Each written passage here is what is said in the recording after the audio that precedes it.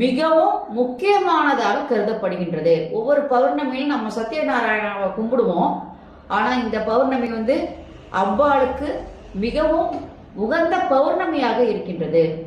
இதை ஒட்டி பல கோயில்களில் சிறப்பு விளக்கு பூஜைகள் நடைபெறும். சத்யநாராயண பூஜையும், திருவண்ணாமலையில கிரிவல பூஜையும், சந்திர தரிசனமும், அதே நேரத்தில் இந்த மாசத்துல பரிகார பூஜைகள்லாம் அன்னைக்கு செய்வாங்க.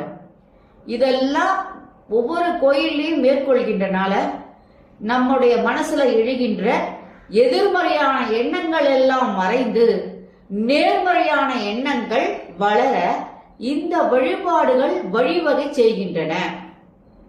அது மட்டும் இல்லாம நமக்கு என்னென்ன தடைகள் இருக்கிறதோ, முன்னாடி ஏற்பட்ட தடைகள் எல்லாம்